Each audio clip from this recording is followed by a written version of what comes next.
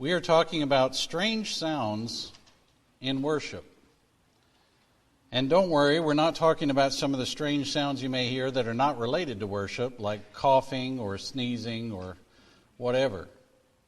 It's not quite what we mean. Strange is a word that can also mean unauthorized, rather. The Bible uses the word strange sometimes in referencing something that is unauthorized. And that's the definition that we're focusing on in this lesson. What we want to see is what is authorized in worship. What is authorized in worship? We first may need to define worship because there's an important concept underlying the definition of the word worship. One of the words translated worship, and there are several in the Greek, but one of them is the Greek word proskuneo. And you may notice the first four letters, pros. And pros often means to come toward or move toward something.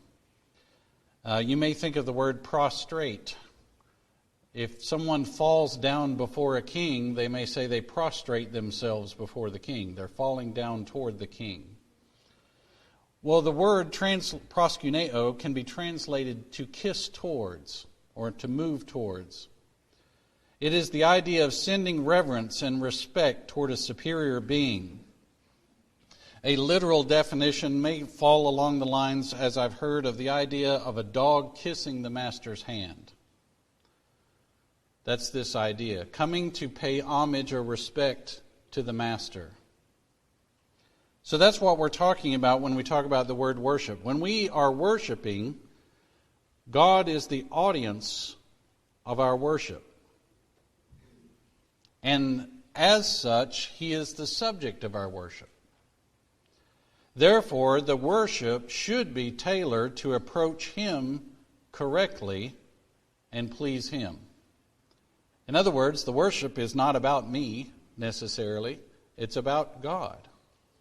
God is the audience of our worship, and as we proskuneo, worship Him, we approach Him in order to give Him the respect, to give Him the glory, and to give Him the honor.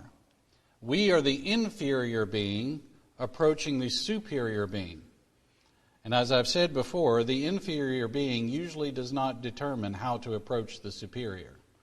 It doesn't work in the workplace, it doesn't work in the military. The superior decides if and when the inferior approaches them.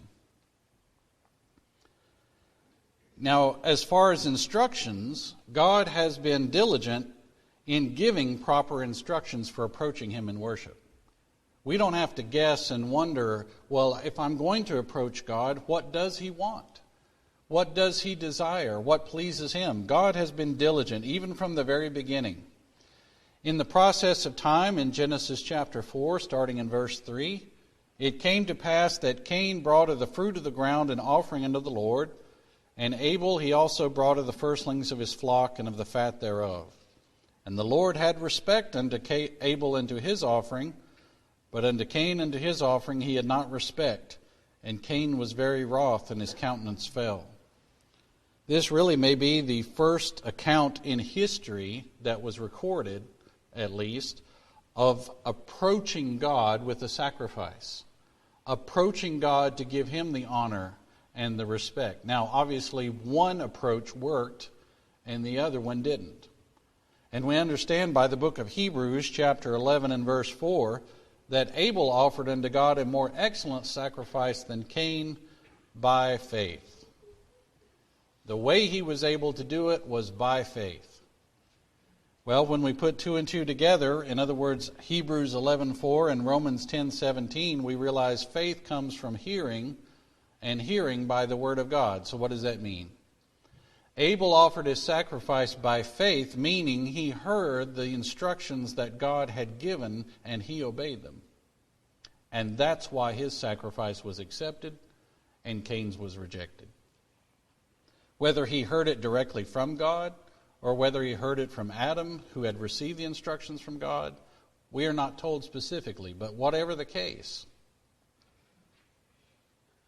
Abel knew how to properly approach God, and he chose to do it that way. Abel offered it by faith. And that's important to notice. Abel offered it by faith. Faith comes from hearing, and hearing by the word of God. Therefore, we just logically conclude Abel offered correctly to God based on the words of God. If he had not based it on the words of God, then the Bible would not have recorded that he offered it by faith. Now, these two approaches let us know that God does not allow approaching him in any way that man sees fit. Cain obviously saw fit to approach God with his type of offering because that's what he did. He thought that was going to be good enough. But God rejected his offering, and therefore we conclude very logically God does not allow approaching him in any way that man sees fit. In another example, Leviticus chapter 10, verses 1 through 3, Nadab and Abihu prove this point as well, because the sons of Aaron took either of them his censer, and put fire therein, and put incense thereon, and offered strange, meaning unauthorized, fire before the Lord, which he commanded them not. What authority or commandment had God given regarding the type of fire that Nadab and Abihu offered? And the answer is none. He was silent on that. He had specified what type of fire, and he was silent on other types. But Nadab and Abihu said, we're going to offer a different type, one that is unauthorized, one that is strange, and we're going to do it our way. And there went out fire from the Lord and devoured them, and they died before the Lord. So they offered it according to the way they saw fit. Once again, God rejected it. And not only that, but Moses said to Aaron, this is that the Lord spake, saying, I will be sanctified in them that come nigh me. What does come nigh mean? Approaching. Coming towards somebody. Proskuneo, if you will. Approaching towards. God said, you're going to approach me, you're going to come nigh me, you're going to do it in the right way. Nadab and Abihu didn't do it according to the instructions of God, and they died because of it. How important is it to approach God in the right way? The example of Nadab and Abihu let us know it is very important to approach God in the right way. John 4:24, Jesus made it clear that God is a spirit. They that worship him must. In the Greek, the word is translated basically, it is necessary. If something is necessary, it means it has to be that way, right? It has to. There isn't another option. Ask your boss, how important is this that I do this work? And he says, it is necessary. Well, guess what? You have to do it. It is necessary that you worship God how? In spirit, in the right attitude, and in truth. Well, once again, putting two and two together, what is truth? John 17:17, Jesus said, sanctify them through thy truth, talking to God. Thy word is truth. Well, if the definition of truth is God's word, look at that verse again. God is a spirit, and they that worship him must worship him in spirit and in truth, meaning according to God's word. Just like Cain and Abel, God has given instructions on how he has been approached. God, throughout history, has never required people approach him without giving them the proper instructions on how to do it. Many books in the Old Testament are filled with example after example after example of God's instructions on how to approach him with sacrifices or in worship. God tells us the problems come in when Cain, Nadab, Abihu, or ourselves decide we're going to do it according to our desires and our ways and not the way God is instructed. Jesus said if you're going to worship God, it must be. It is necessary to be in truth. Now in our lesson, we're looking specifically at the idea of music in worship. There are different elements of worship, and we could talk about those, but for this particular lesson, we're focusing on music. When it comes to music in worship, we have the Word of God that gives us authority as to what is authorized. Once again, God has not left us without instructions on what He approves of. If we do what God's Word authorizes, we, like Abel, will be worshiping in truth according to God's Word and by faith. In other words, we are faithfully carrying out this action because we read about it in God's Word. Now, we're not looking at all the verses that deal with music in worship. Suffice it to say, I'll give you the spoiler. All the New Testament verses that deal with music deal with singing.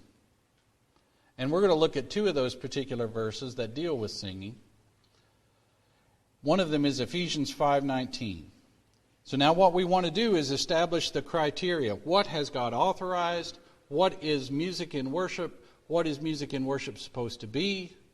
What is the biblical criteria for music in worship?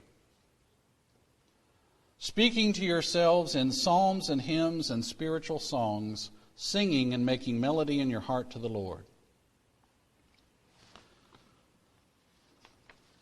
Okay, look at it again. Speaking to yourselves in psalms and hymns and spiritual songs, singing and making melody in your heart to the Lord. The other one we're looking at is what's sometimes called a parallel verse, a similar verse that Paul wrote to the Christians in Colossae. Let the word of Christ dwell in you richly in all wisdom, teaching and admonishing one another in psalms and hymns and spiritual songs, singing with grace in your hearts to the Lord. Now again, there are other examples of music to God in the New Testament, but they also involve singing. But notice the different components that we learn from these two verses. Number one, singing is authorized. Singing is what apparently Paul is telling the Christians in the first century to do. We have an approved example, if you will, of singing by Christians in the New Testament, and God is approved of that, and He is pleased with that. Next, the instrument that was specified is the heart. If you notice that in Ephesians 5:19 again, speaking to yourselves in psalms and hymns and spiritual songs, singing and making melody in your heart. So the instrument specified is the heart. And third, the purpose is to teach and admonish. If you want to see that again in Colossians 3:16, let the word of Christ dwell in you richly in all wisdom, teaching and admonishing one another. So there's the purpose of the singing. All right? So this is our biblical criteria for music in the worship. Singing is authorized, the instrument is the heart, and the purpose is to teach and admonish.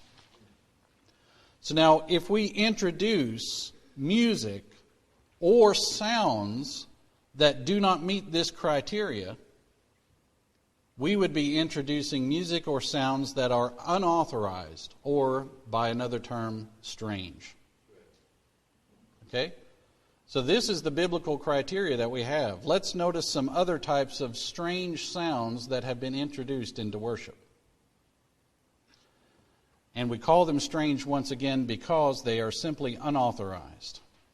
In other words, they do not meet the biblical criteria of what music in the worship is supposed to be. So let's examine some of those strange sounds. The first one we look at are the mechanical instruments. Very simply, mechanical instruments of music are strange and therefore unauthorized because, number one, they are not singing. They are playing. When using the mechanical instruments of music, you are not singing. You are playing. If we came together and did nothing but play mechanical instruments of music, we would not be singing at any point in time. Now, I know some people usually use these instruments along with the singing, but the point is you are doing two actions, not one. You are doing the very thing that is unauthorized and that does not involve singing. In order to prove that, let's everybody play the instruments and see how much singing occurs. And if singing is supposed to be done by everyone, I don't know how to play certain instruments, such as trumpets, and sing at the same time. I've seen a lot of talented people in my life, but I've never seen anybody play the trumpet and sing at the same time. Pretty sure you can't do it. Number 2, they're a separate instrument and not the instrument specified in the Word. Mechanical instruments are strange and unauthorized because the instrument specified in the Scripture was the heart, not a separate mechanical instrument of music. And number 3, they do not fulfill the purpose of teaching and admonishing. As I've said before, the only thing I will ever teach you with a guitar is how badly I play the guitar. The only thing you're ever going to learn is that I should not pick up a guitar. If I strum it or if I bang on a drum, there is no words that I'm communicating. There's no message. There's no learning. And it's going to be very hard for the word of Christ to dwell in you richly, as Colossians 3:16 says, when you're not getting any information. Therefore, mechanical instruments of music do not meet the biblical criteria, and therefore they are strange and unauthorized. Hand clapping. Have you been at a congregation that clapped their hands during music? I have. Hand clapping is strange and unauthorized because why? Let's examine the biblical criteria. Number 1, again, it's not singing, it's playing. It doesn't involve any singing, it's merely making noise, just as a mechanical instrument does. Number 2, it's a separate instrument, not the instrument specified, which was the heart. And of course, number 3, it doesn't fulfill the purpose of teaching and admonishing. Are you noticing a pattern here? All we really have to do is look at the biblical criteria of music and worship, compare some of these things to the biblical criteria, and we realize they don't match the biblical criteria. And when they don't match the biblical criteria, they are strange and unauthorized. Hand clapping is playing, not singing. Hand clapping is using a different instrument, not the heart, not the mouth and singing with the heart. And number 3, it doesn't fulfill the purpose of teaching and admonishing. Again, I don't teach you anything except perhaps my lack of rhythm by clapping my hands during the music. Humming. Have you been to a congregation that hums? I have. Song leader said we're going to sing the first 2 verses and then we're going to hum the third. I didn't really understand that. If you're already singing the first 2 verses, why are you going to switch gears and start humming the third? It was kind of confusing to me. It's still confusing to me. I still don't understand it. But nevertheless, they did it. Well, while humming does use the mouth like singing, it is strange and unauthorized because, number 1, it's not singing. Humming is not singing. You know the old joke, why are you humming? Because I don't know the words. It's not the same. And the other criteria is it does not fulfill the purpose of teaching and admonishing. The only thing I'm going to teach you with humming is whether or not I can stay on key. And that's about it. Obviously, by humming, you're eliminating the very words that could be teaching and could be admonishing, and you're cutting those out. Humming, even though it does use the mouth, does not meet the biblical criteria of singing and teaching and admonishing. At best, humming is similar to the sounds we might hear from a mechanical instrument of music, isn't it? What we're doing is basically creating sounds similar to what you might have in an instrument. And humming introduces what we might just define as different tones of sound with no meaning. When I hum, I'm just giving you different tones of sound with no meaning. Well, guess what? Mechanical instruments of music introduce different tones of sound with no meaning. So you see where I'm going with this. What's the difference? What's the difference between humming and mechanical instruments of music. The congregation I went to that hummed didn't have instruments, but they hummed. And I thought, well, what I think today, what's the difference? You're introducing tones of sound that have no meaning and do not teach or admonish. If you're going to hum, you might as well bring out the keyboard and let it hum for you. Simply put, if humming is allowed, then why would mechanical instruments of music not be allowed? Why draw the line and say we can't have instruments, but we can hum? What's the difference? It's just a different instrument, but they're both producing tones of sound with no purpose and no meaning.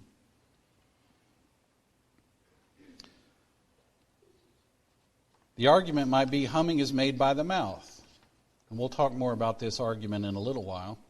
But the humming is made with the mouth, and making sounds with the mouth is clearly authorized because we sing. Well, making sounds with your mouth is authorized, but the use of making sounds with your mouth is to sing, and the purpose of making sounds with your mouth is to teach and admonish. And by humming, I'm not fulfilling that purpose. Some would argue my sermons don't fulfill that purpose either. But that's another sermon. By humming, I am not fulfilling the use of singing, nor am I fulfilling the purpose of teaching and admonishing. Doesn't matter if it's not made with the mouth, it doesn't match the biblical criteria.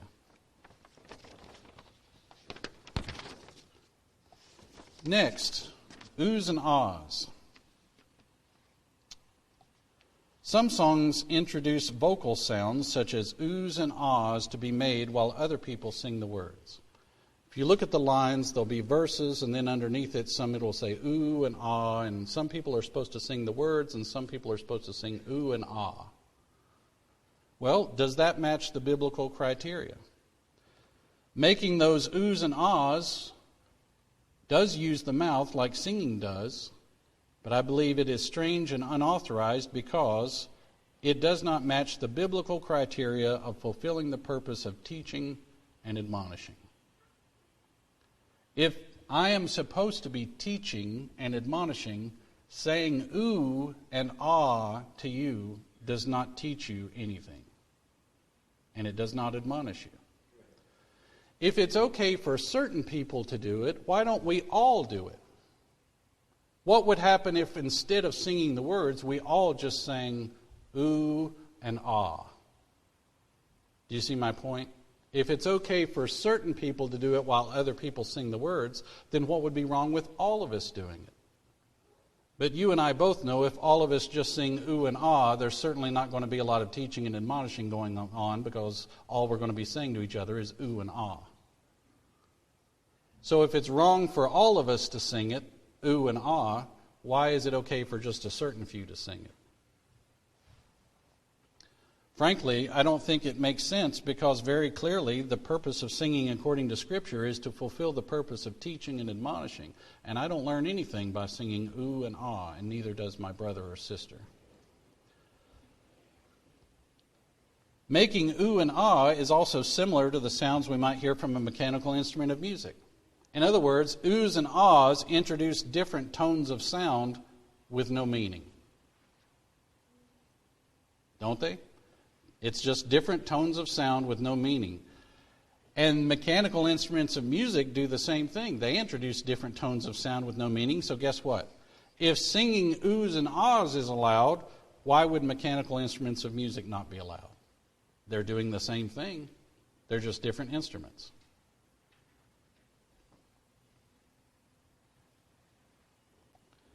Beatboxing. I had a preacher of a congregation once tell me he didn't mind a little beatboxing with his music. If you don't know what beatboxing is, it's the use of the mouth to make different sounds like mechanical instruments of music, like drums or whatever. So while some people sing, other people are making boop-ba-da, boop-boop-boop-bop, and things like that, sounds with their mouth. That's beat. See, the only thing you're learning is how badly... I think you get the idea. You can see where we're going with this.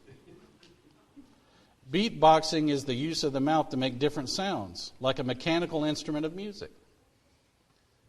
Well, does it use the mouth like singing? Sure it does.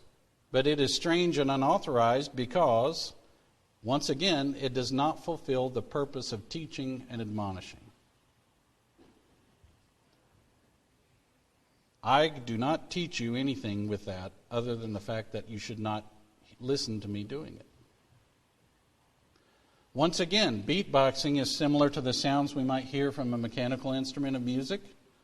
Beatboxing introduces different tones of sound with no meaning. Mechanical instruments of music introduce different tones of sound with no meaning. And if beatboxing is allowed, then why would mechanical instruments of music not be allowed? If you can see what I'm trying to point out is sometimes the hypocrisy and the misunderstanding that we get. I've been to congregations of the Lord's church that hum, or at least one. I've been to another one where the preacher said, I don't mind beatboxing. If you don't want instruments, but you do these other things, my question is, what's the difference? They're both introducing tones of sound with no meaning that do not match the biblical criteria to teach and admonish. So why are you disallowing one but allowing the other? If it doesn't match the biblical criteria, it's strange and it's unauthorized. In conclusion, God has authorized and therefore desires us to approach Him with singing. Approaching Him with music or sounds that are not according to His Word is approaching Him with strange or unauthorized sounds in worship. Now, here's something I said we were going to talk about earlier, and that's the argument about using sounds with your mouth. Some sounds are attempted to be justified because they're made with the mouth. We're told to sing, and beatboxing and humming and ooh and ah and all these things, they're being made with the mouth, so they must be authorized. Well, if making sounds with the mouth is authorized, how about we make some other sounds with our mouth? Do you see where I'm going to go with this? How about a Bronx cheer? How about that? How about do-da-do-do-do-do-do-da? What if I do that during singing? I made it with my mouth. What if I whistle? I did that with my mouth. No, we can't do that. We can't have you going... We can't have you do that during the worship. Why not? It's made with my mouth. I'm pretty sure everybody would reject that. And rightfully so. But the interesting thing is, why are we rejecting that sound made with my mouth and accepting another sound made with my mouth? If I accept one sound that's made with my mouth and I reject the other sound made with my mouth, then the criteria really isn't whether or not it's made with my mouth. Do you see that? What's the criteria then? I like this sound, but I don't like that sound. Doesn't that make logical sense? If I accept this sound made with my mouth and I reject this sound made with my mouth, then the criteria really isn't whether or not sounds are made with your mouth. It's I like this sound and I don't like that sound. So what's the real criteria? I like this, whether or not it's authorized by God. Now that's what got Cain in trouble, wasn't it? That's what got Nadab and Abihu in trouble. I know what God authorized, but I like this. I was talking to one girl once about the differences of our beliefs in religion. And of course it came down to mechanical instruments of music for worship, as it often does. And I really may have told her something along the lines of like, but using mechanical instruments of music is not authorized. And her response was, but I like it. Well, you couldn't have asked for a more honest, straightforward answer. That was what it really boiled down to. I like it. Well, when you're approaching the superior being, it's not about what you like.